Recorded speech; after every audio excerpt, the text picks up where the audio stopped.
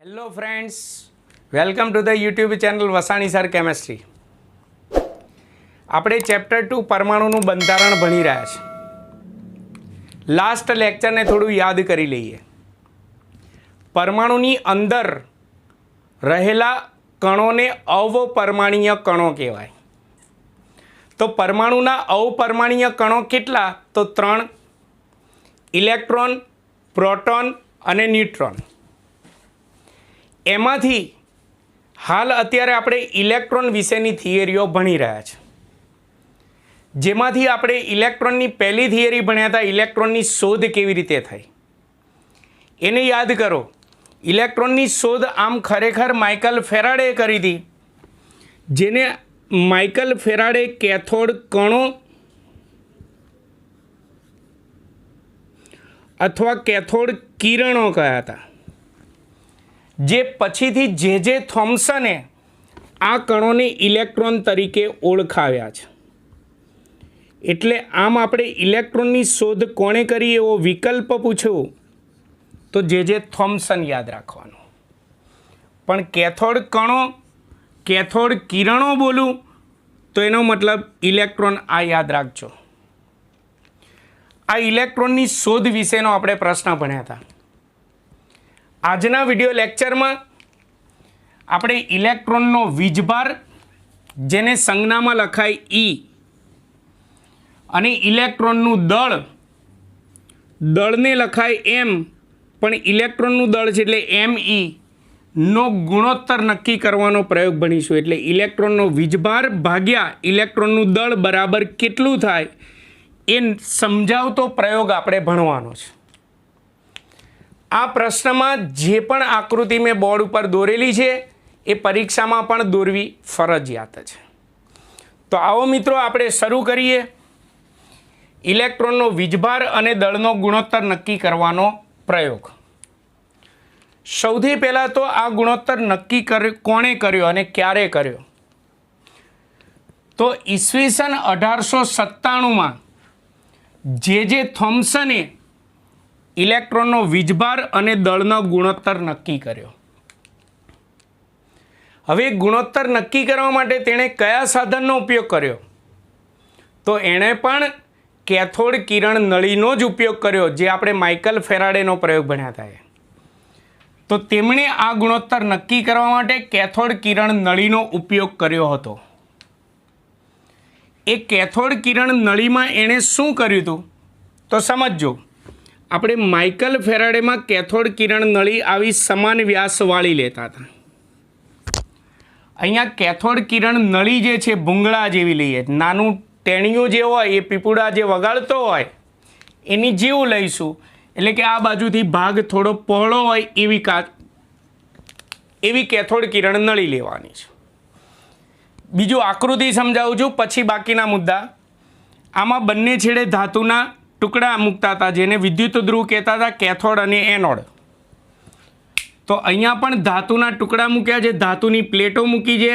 આનું જોડાણ બેટરીના ઋણધ્રુવ સાથે કરેલ છે એટલે આ કેથોડ છે, અને આ પ્લેટ જે છે એનું જોડાણ બેટરીના ધનધ્રુવ સાથે કરેલું છે એટલે તે એનોડ છે.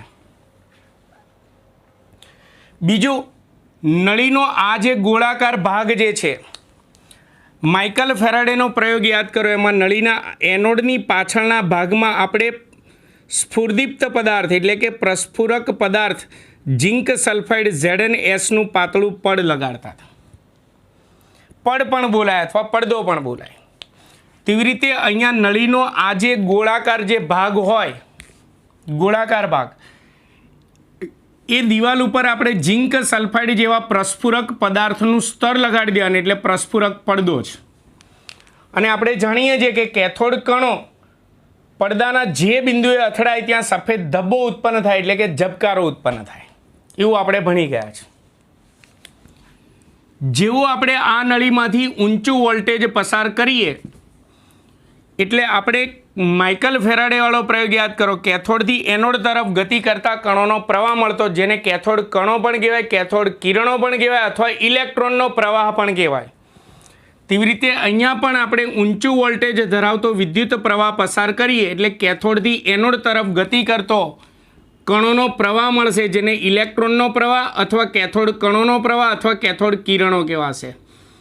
અને આ એનોડની અંદર છિદ્ર પાડેલું છે, એમાંથી એ પસાર થશે અને પડદાના જે બિંદુએ અથડાશે તે બિંદુએ સફેદ ધબ્બો એટલે કે ઝબકારો ઉત્પન્ન થશે.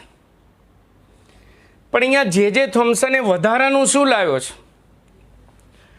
તો એમણે આ જે કેથોડ કિરણો જે છે, ઇલેક્ટ્રોનનો પ્રવાહ, એના માર્ગમાં ઉપર અને નીચે બીજા બે ધાતુની પ્લેટો મૂકી છે, એક પ્લેટ બીજી પ્લેટ.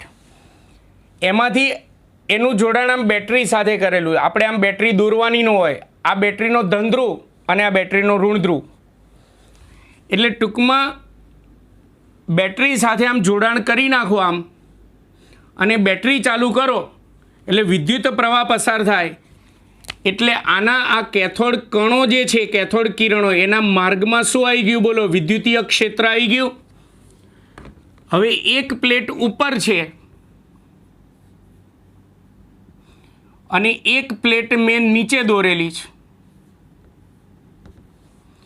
એટલે આ વિદ્યુતીય ક્ષેત્રની દિશા આ હોય, વચ્ચે વિદ્યુતીય ક્ષેત્ર હોય. પછી બીજું, મેં ચુંબક મૂક્યું છે. એક જ ચુંબક છે, ઘોડાની નાળ આકારનું.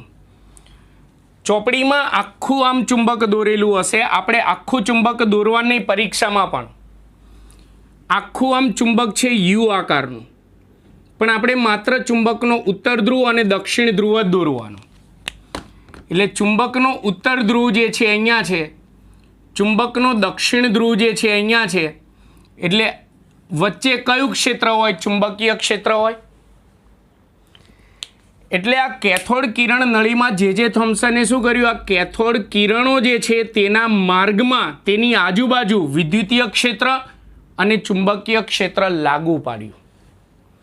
પણ પરસ્પર લંબ દિશામાં લાગુ પાડેલ છે. જો વિદ્યુતીય ક્ષેત્રની દિશા આમ ઊભી છે, ચુંબકીય ક્ષેત્રની દિશા આડી છે. જો એકબીજાને લંબ થાય, આમ છે 3Dમાં જુઓ તો વિદ્યુતીય ક્ષેત્રની દિશા અને ચુંબકીય ક્ષેત્રની દિશા એકબીજાને લંબ છે. એટલે આ કેથોડ કિરણો જે છે તેના માર્ગમાં એકબીજાને લંબ રૂપે વિદ્યુતીય ક્ષેત્ર અને ચુંબકીય ક્ષેત્ર લાગુ પાડ્યું છે, ગુણોત્તર નક્કી કરવા માટે. આ મેં આકૃતિ સમજાવી. ટૂંકમાં યાદ રાખજો, આ પ્રયોગમાં વિદ્યુતીય ક્ષેત્ર અને ચુંબકીય ક્ષેત્ર જે વચ્ચે લાગુ પાડેલ છે એકબીજાને લંબ રૂપે છે. તો ચાલો પહેલેથી પ્રયોગની સમજૂતી મેળવીએ. તો 1897માં જે થોમ્સને ઇલેક્ટ્રોનનો વીજભાર અને દળનો ગુણોત્તર નક્કી કર્યો. આ માટે તેમણે કેથોડ કિરણ નળીનો ઉપયોગ કર્યો હતો. આ નળીમાં તેમણે કેથોડ કિરણોના માર્ગમાં વિદ્યુતીય ક્ષેત્ર અને ચુંબકીય ક્ષેત્ર પરસ્પર, જો ખરેખર આમ છે, વિદ્યુતીય ક્ષેત્ર અને ચુંબકીય ક્ષેત્ર પરસ્પર લંબ રૂપે લાગુ પાડવામાં આવ્યા હતા. આ પ્રયોગ પરથી તેમણે દલીલો કરી કે, તો આપણે પહેલા આ પ્રયોગ પરથી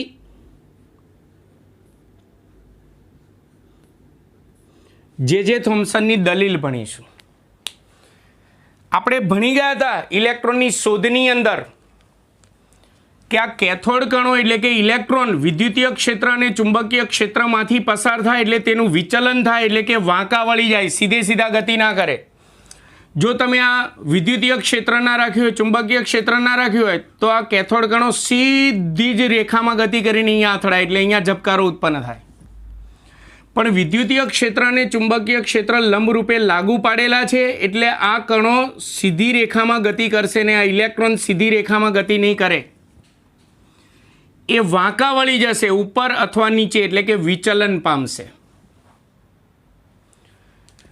તો એ વિચલન પામે, બરાબર સમજો. એમણે આ પ્રયોગમાં એવી દલીલ કરી છે કે આ વિદ્યુતીય ક્ષેત્ર અને ચુંબકીય ક્ષેત્રની હાજરીમાં આ કેથોડ કણો જે વિચલન પામે છે, આમ વાંકા વળી જાય છે, એ વિચલનની માત્રા ઓછી રહેશે કે વધારે રહેશે, એટલે કે ઓછા વિચલન પામશે કે વધુ વિચલન પામશે, એ વિચલનની માત્રા 3 બાબતો પર આધાર રાખે છે એવી એણે દલીલ કરી. તો આપણે મિત્રો ગુણોત્તર નક્કી કરતાં પહેલાં એની દલીલો ભણીએ કે જે થોમ્સને દલીલ કરી કે વિદ્યુતીય ક્ષેત્ર અને ચુંબકીય ક્ષેત્રની હાજરીમાં કેથોડ કણો એટલે કે ઇલેક્ટ્રોનના વિચલનની માત્રા એટલે કે વાંકા વળવાની માત્રા એ વધારે આમ વિચલન પામશે કે ઓછું વિચલન પામશે.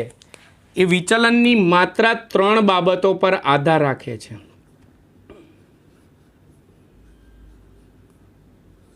વિચલન એટલે વાંકું વળવું. માત્રા 3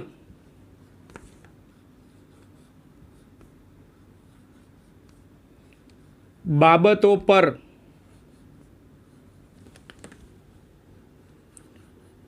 આધાર રાખે છે. કઈ 3 બાબતો?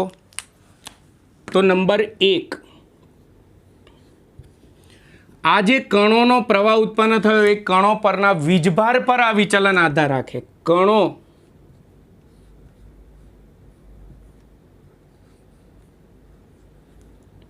પરનો વીજભાર કેવી રીતે? તો એ 3 બાબતો સમજાવતી જવાની, હેડિંગ આપતા જવાના. ચલો, વિચલન વધારે થશે કે ઓછું થશે એનો આધાર પહેલી બાબત છે કણો પરના વીજભાર પર આધાર રાખશે. આપણે જાણીએ છીએ કણ કયો છે? ઇલેક્ટ્રોન. કયો વીજભારી છે? ઋણ વીજભારી. તો સમજો કેવી રીતે કણોના વીજભાર પર આધાર રાખે. તો જેમ અહીંયા કણોનો વીજભાર વધારે હોય, જેમ કણો પરનો વીજભાર વધારે હોય તેમ તે કણોનો વચ્ચે પારસ્પરિક ક્રિયા વધુ થશે. તે કણો વચ્ચેની પારસ્પરિક ક્રિયા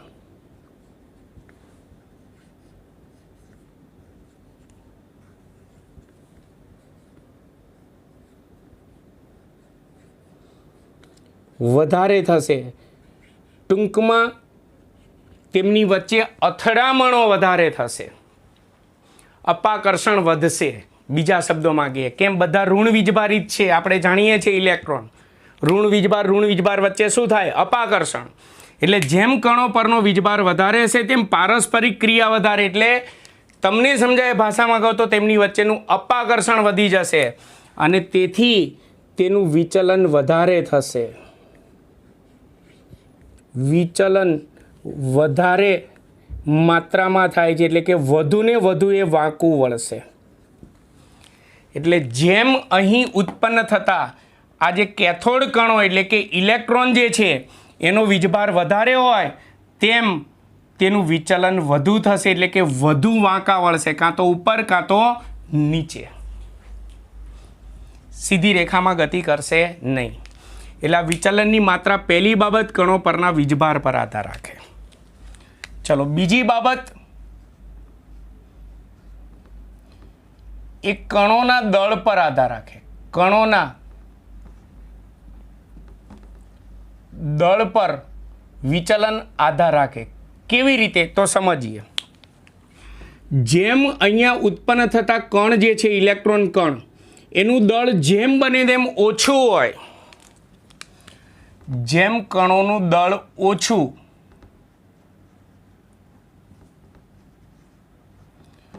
તેમ તે વધુ વાંકા વળશે, એટલે કે તેનું વિચલન વધારે માત્રામાં થાય છે. વધારે માત્રામાં થાય છે. કેમ? કારણ કે હલકો કણ જેમ બને એમ દળ ઓછું એટલે હલકો હોય તેમ વધુ દૂર ફેંકાશે. વધુ દૂર ફેંકાશે એટલે વિચલન કાં તો ઉપર થશે કે નીચે થશે. કેવું થશે? વિચલન વધારે થશે. ક્લિયર? કણોના દળ પર વિચલન આધાર રાખે. ત્રીજું, ચલો એના માર્ગમાં આપણે લંબરૂપે શું લાગુ પાડ્યું છે? વિદ્યુતીય ક્ષેત્ર અને ચુંબકીય ક્ષેત્ર. તો ત્રીજી બાબત વિચલનની માત્રા એ લાગુ પાડેલા વિદ્યુતીય ક્ષેત્ર અને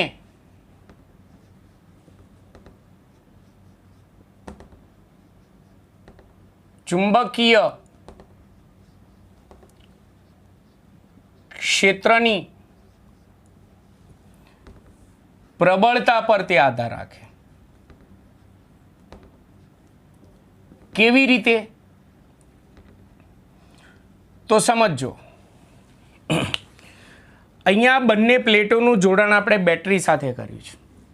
જો વધુ વિદ્યુત પ્રવાહ પસાર કરશો તો વચ્ચે વિદ્યુતીય ક્ષેત્રની પ્રબળતા વધારે હશે તો એ વધુ વાંકા વળી જશે, એટલે કે એનું વધુ વિચલન થશે. જો ઓછું વોલ્ટેજ પસાર કરશો તો ચુંબકીય ક્ષેત્રની પ્રબળતા ઓછી હશે, વિદ્યુતીય ક્ષેત્રની પ્રબળતા ઓછી હશે તો એનું વિચલન ઓછું થશે, ઓછા વાંકા વળશે. એ રીતે ચુંબકની વાત કરીએ, જો નાનું ચુંબક રાખેલું હશે તો વચ્ચે ચુંબકીય ક્ષેત્રની માત્રા ઓછી, એની પ્રબળતા ઓછી હશે તો ઓછું વિચલન થશે. અને મોટું ચુંબક રાખેલું હશે તો વચ્ચે ચુંબકીય ક્ષેત્રની પ્રબળતા વધારે હશે તો એનું વિચલન વધારે થશે. ટૂંકમાં અહીંયા વચ્ચે જે વિદ્યુતીય ક્ષેત્ર અને ચુંબકીય ક્ષેત્ર લાગુ પાડેલું છે, લાગુ પાડેલા વિદ્યુતીય ક્ષેત્ર અને ચુંબકીય ક્ષેત્રની પ્રબળતા જેમ વધારે હોય, પ્રબળતા જેમ વધારે હોય તેમ આ ઇલેક્ટ્રોન એટલે કે કેથોડ કણોનું વિચલન વધુ થાય છે, એટલે કે વધુને વધુ તે વાંકા વળે છે. વિચલન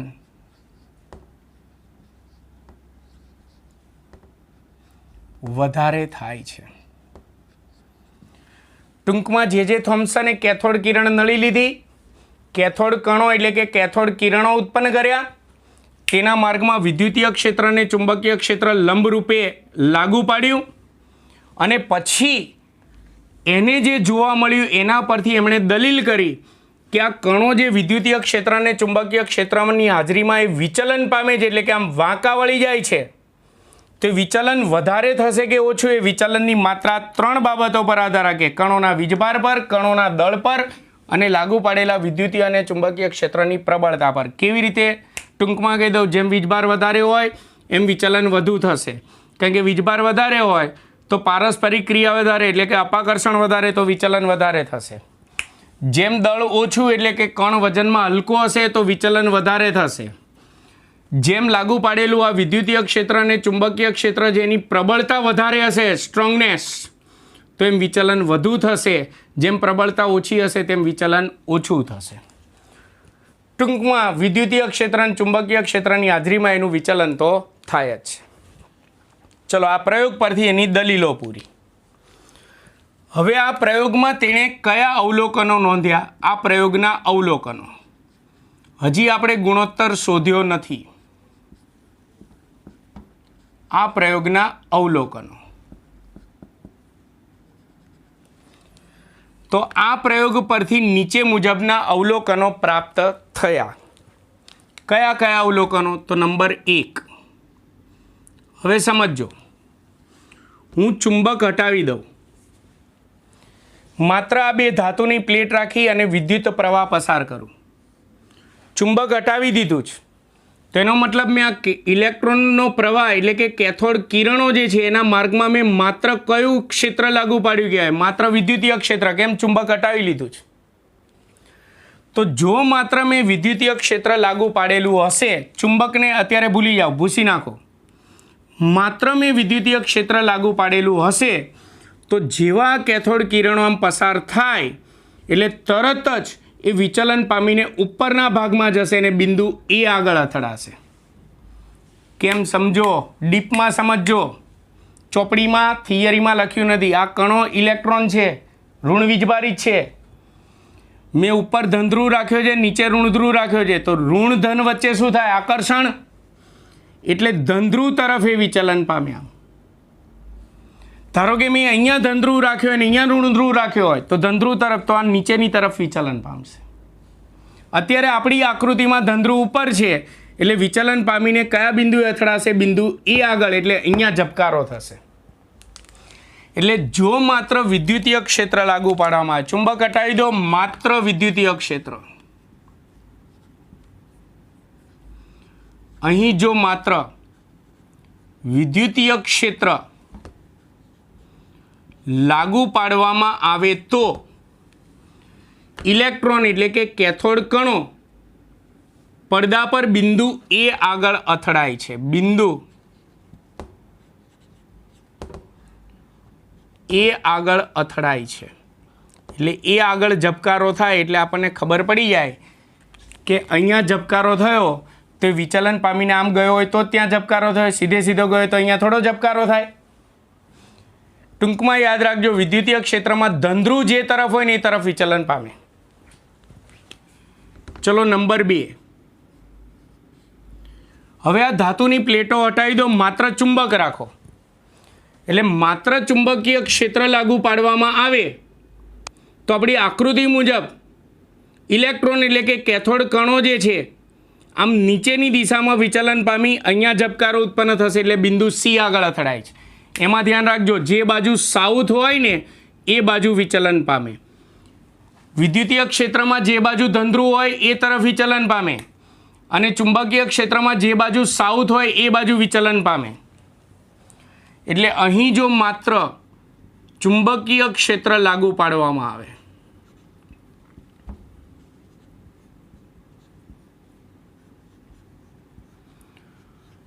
તો ત્યારે કેથોડ કણો એટલે કે ઇલેક્ટ્રોન એ બિંદુ બી આગળ અથડાય છે, બિંદુ સી આગળ અથડાય છે.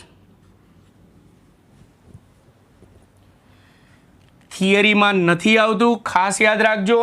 વિદ્યુતીય ક્ષેત્રમાં ધંધ્રુ તરફ વિચલન પામશે અને ચુંબકીય ક્ષેત્રમાં સાઉથ તરફ વિચલન પામશે. આપણી આકૃતિમાં ધંધ્રુ ઉપર છે એટલે એ બિંદુ આગળ અથડાય છે અને આપણી આકૃતિમાં સાઉથ નીચે છે, આ બાજુ છે એટલે આ બાજુ વિચલન પામશે. જો અહીંયા સાઉથ હોય અને અહીંયા નોર્થ હોય તો ઉપરની દિશામાં વિચલન પામે.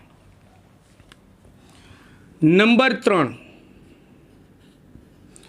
હવે તેમણે આ પ્લેટોએ હટાવી દીધી, ચુંબકે હટાવી દીધો. એટલે કે વિદ્યુતીય ક્ષેત્રએ હટાવી લીધું, ચુંબકીય ક્ષેત્રએ હટાવી લીધું.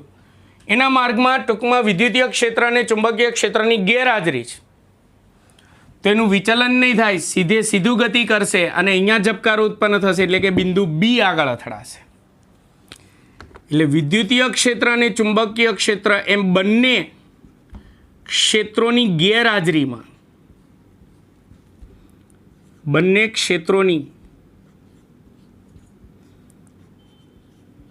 ગેરહાજરીમાં કેથોડ કણો એટલે કે ઇલેક્ટ્રોન બિંદુ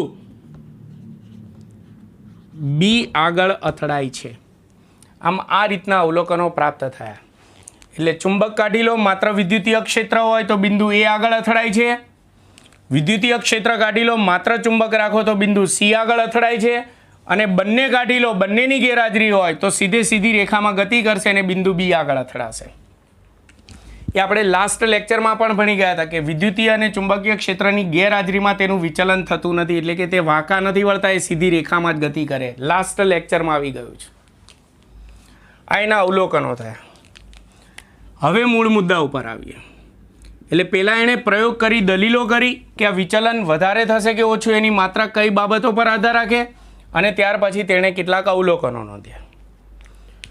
હવે આ પ્રયોગ દરમિયાન જે થોમ્સને આ વિદ્યુતીય ક્ષેત્ર અથવા ચુંબકીય ક્ષેત્ર બેમાંથી એક ક્ષેત્ર લાગુ પાડ્યું અને જે વિચલન થયું એ વિચલનની માત્રા માપીને, પ્રયોગ દ્વારા માપી, જે આપણે ભણવાનું નથી, આપણે સ્વીકાર લેવાનું છે.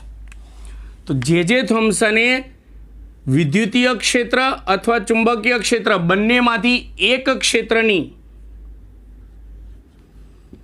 બંનેમાંથી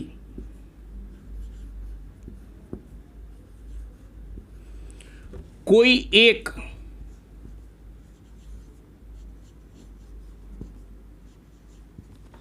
જોજો, સમજો ખાસ શબ્દ, કારણ કે આ મુદ્દો આપણે સ્વીકારી લેવાનો છે.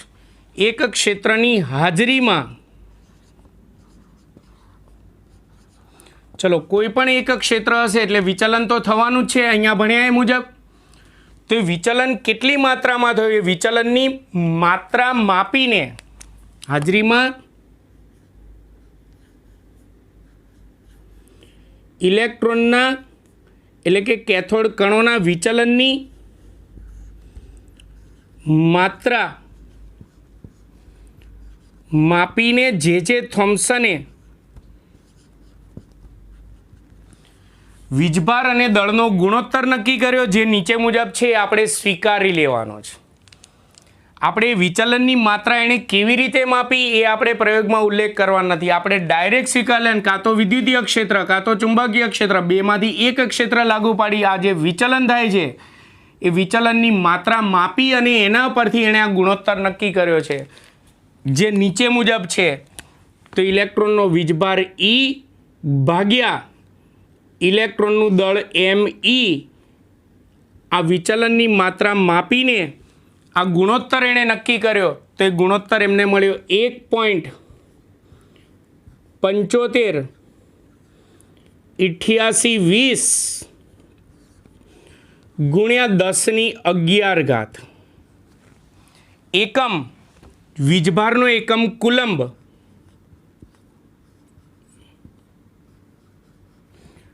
પ્રતિ દળનો એકમ કિલોગ્રામ એટલે કુલંબ પ્રતિ કિલોગ્રામ. અથવા આને આ રીતે પણ લખી શકાય, કુલંબને C લખાય, પ્રતિ કિલોગ્રામ કેજી. પ્રતિ ના લખવું હોય, ઉપર ગુણાકારમાં લખવું હોય તો કુલંબ ઇન્ટુ કિલોગ્રામ ઇન્વર્સ થશે.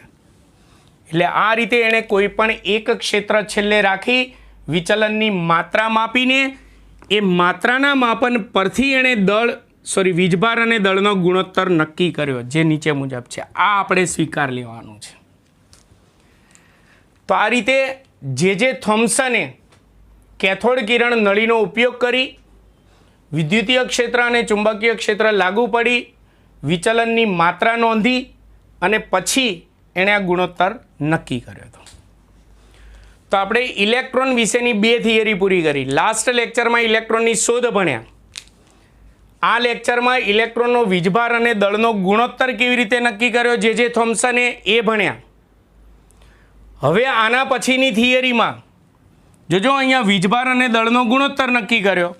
હવે આના પછીની થિયરીમાં ઇલેક્ટ્રોન પર કેટલો વીજભાર હોય, કેટલા કુલમ વીજભાર હોય અને ઇલેક્ટ્રોનનું દળ જે છે કેટલા કિલોગ્રામ હોય, એ વીજભાર અને દળ નક્કી કરવાનો પ્રશ્ન આપણે ભણવાનો છે.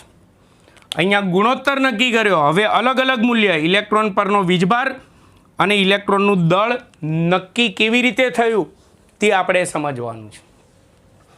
આમાં અમુક મુદ્દા આપણે સ્વીકારી લેવાના આવે, તેવી રીતે હવે પછીના પ્રશ્નમાં પણ અમુક મુદ્દા જે છે આપણે સ્વીકારી લેવાના આવશે. મિત્રો, આ પ્રયોગમાં તમને ખ્યાલ આવી ગયો હશે. તમારે ચોપડીની જેમ અહીંયા આખું ચુંબક દોરવાનું નથી. ચાલો આગળ બીજો પ્રશ્ન ભણીએ. વીજભાર અને દળનો ગુણોત્તર નક્કી કર્યો. હવે વીજભાર અને દળ બંનેના અલગ અલગ મૂલ્યો નક્કી કરવાનો પ્રશ્ન આપણે ભણીએ. ઇલેક્ટ્રોનના પહેલા પ્રશ્નમાં આપણે એની શોધ ભણ્યા, બીજા પ્રશ્નમાં ગુણોત્તર નક્કી કર્યો. હવે ઇલેક્ટ્રોનનો ત્રીજો પ્રશ્ન, પછી પ્રોટોન અને ન્યુટ્રોનનો પ્રશ્ન આવશે. પ્રશ્ન છે આપણો ઇલેક્ટ્રોન પરનો વીજભાર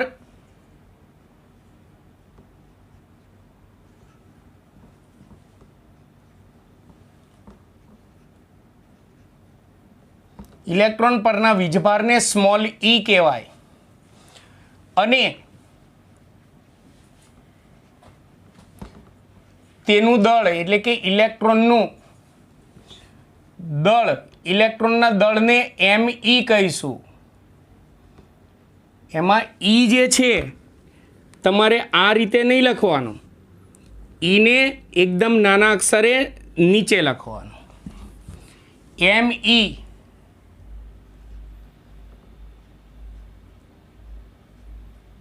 નક્કી કરવાની પદ્ધતિ અથવા તો એની રીત સમજાવો. આમાં પણ આપણે વૈજ્ઞાનિકોએ જે પણ પ્રયોગ કર્યા હશે આપણે સ્વીકારી લેવાના આવશે, મૂલ્યો આપણે સ્વીકારી લેવાના આવશે. ચલો પહેલાં તો ઇલેક્ટ્રોન પરનો વીજભાર કેવી રીતે નક્કી થયો એ વીજભાર નક્કી કરવાની રીત આપણે ભણીએ. સ્વીકાર લેવાના આવશે 2 ગુણનો નાનો પ્રશ્ન છે વીજભાર ઈ. ચલો ઇલેક્ટ્રોનનો વીજભાર અને દળનો ગુણોત્તર કોણે નક્કી કર્યો તો જે થોમ્સને. પણ ઇલેક્ટ્રોન પર કેટલા કુલમ વીજભાર હોય, ઇલેક્ટ્રોન ઉપર ઋણ વીજભાર હોય પણ કેટલા કુલમ ઋણ વીજભાર હોય એ વીજભારનું મૂલ્ય R.A.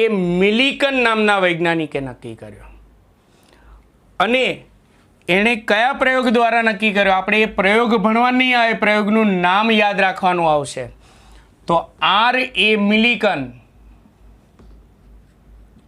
R.A.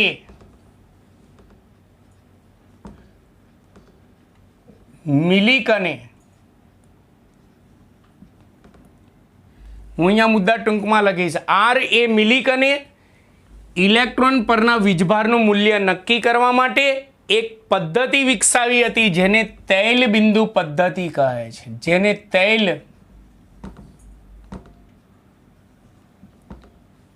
બિંદુ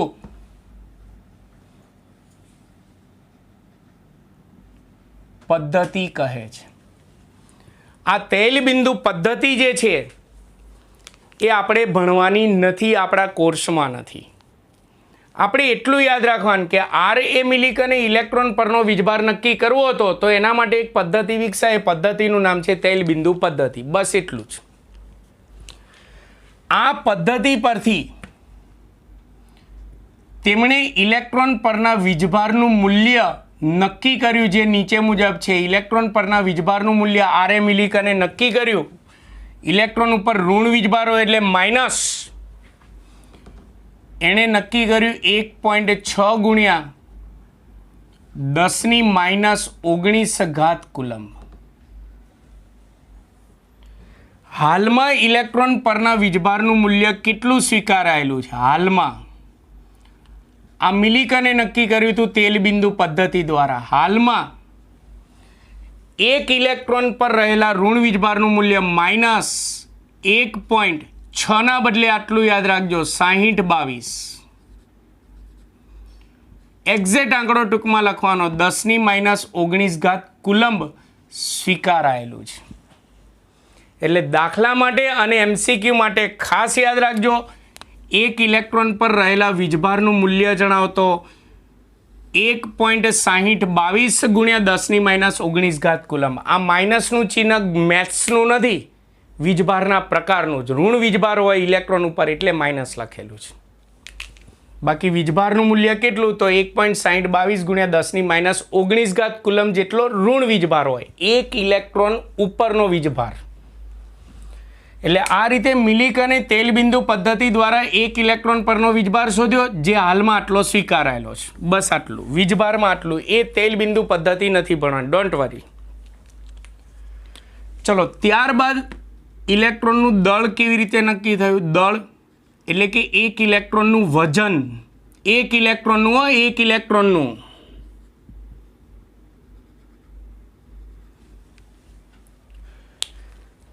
ચલો મારે ઇલેક્ટ્રોનનું દળ શોધવું છે. તો આપણે આના આગળના લેક્ચરમાં શું ભણી ગયા? ઇલેક્ટ્રોનનો વીજભાર અને દળનો ગુણોત્તર જે થોમ્સને નક્કી કર્યો. ચલો આ ગુણોત્તર જે થોમ્સને નક્કી કર્યો કેથોડ કિરણ નળી દ્વારા. મિલિકને તૈલ બિંદુ દ્વારા ઇલેક્ટ્રોન પરનો 1 ઇલેક્ટ્રોન પરનો વીજભાર નક્કી કર્યો. તો હવે આપણે આ બંને મૂલ્યો પરથી 1 ઇલેક્ટ્રોનનું દળ એટલે કે 1 ઇલેક્ટ્રોનનું વજન કેટલા કિલોગ્રામ હોય નક્કી કરી શકીએ. કેવી રીતે? તો જો ઇલેક્ટ્રોન પરનો વીજભાર જે કોણે શોધ્યો? R.A. મિલિકને. એને જો હું ઇલેક્ટ્રોનનો વીજભાર અને દળના ગુણોત્તર વડે ભાગી નાખું, વીજભાર અને દળના ગુણોત્તર વડે ભાગી નાખું તો મને 1 ઇલેક્ટ્રોનનું દળ મળે. કેમ? જો E છેદમાં ME, તો આ છેદનો છેદ ક્યાં જાય? અંશમાં. છેદમાં ઈ વધે તો આ ઈ ઉડી જાય તો શું વધ્યું બોલો? એમ ઈ વધ્યું કહેવાય.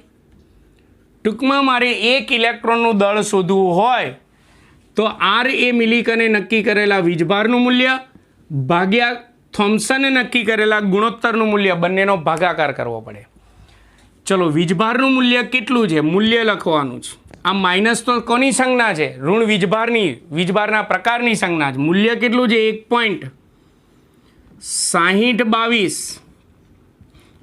ગુણ્યા 10⁻19 કુલંબ ભાગ્યા હવે આ ગુણોત્તર જે થોમ્સને નક્કી કર્યો, જે આગળની થિયરીમાં ભણી ગયા, 1.758820 ગુણ્યા 10⁻11 શું એકમ હતો? કુલંબ ઇન્ટુ કિલોગ્રામ ઇનવર્સ હતો એકમ. તો જો કેલ્ક્યુલેટરમાં આનો ભાગાકાર કરવામાં આવે તો જવાબ મળશે. ભાગાકાર કરી એને પાછું વૈજ્ઞાનિક સંકેત પદ્ધતિ એટલે કે પ્રમાણિત સ્વરૂપમાં ફેરવાનો જવાબ, તો જવાબ આવશે 9.1094 ગુણ્યા 10⁻31 કુલંબ ઉડી ગયા. નીચે કિલોગ્રામની -1 છે, ઉપર જાય તો કિલોગ્રામની +1 એટલે કિલોગ્રામ મળી ગયું. એટલે દળ શોધવા માટે, ઇલેક્ટ્રોનનું દળ શોધવા માટે કોઈ પ્રયોગ કરવો ના પડ્યો. એના માટે માત્ર ગણતરી જ કરવી પડી. ફરીવાર યાદ કરાવી દઉં. પહેલાં જે થોમ્સને કેથોડ કિરણ નળી દ્વારા ગુણોત્તર નક્કી કર્યો. જે થોમ્સને આર એ મિલિકને તેલ બિંદુ પદ્ધતિ દ્વારા 1 ઇલેક્ટ્રોન પરનો વીજભાર નક્કી કર્યો, આટલા કુલંબ મળ્યો. હવે આર એ મિલિકને નક્કી કરેલો વીજભાર અને જે થોમ્સને નક્કી કરેલો ગુણોત્તર, આ બંનેનો ભાગાકાર કરવામાં આવે તો ઇલેક્ટ્રોનનું દળ મળી જાય કિલોગ્રામમાં.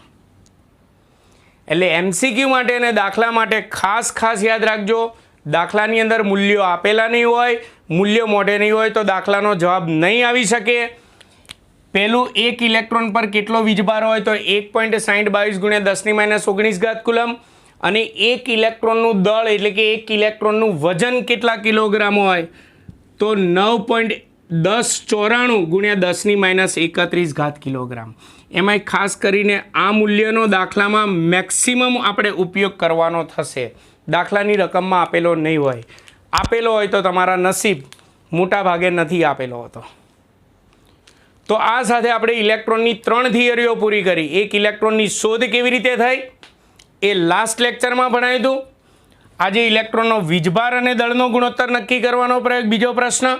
અને ત્રીજો પ્રશ્ન, ઇલેક્ટ્રોનનો 1 ઇલેક્ટ્રોન પરનો વીજભાર કેટલો કુલંબ હોય છે અને 1 ઇલેક્ટ્રોનનું દળ કેટલા કિલોગ્રામ હોય છે તે નક્કી કરવાની રીત ભણ્યા. એમાં તેલ બિંદુ પદ્ધતિ આપણે ભણવાની નથી.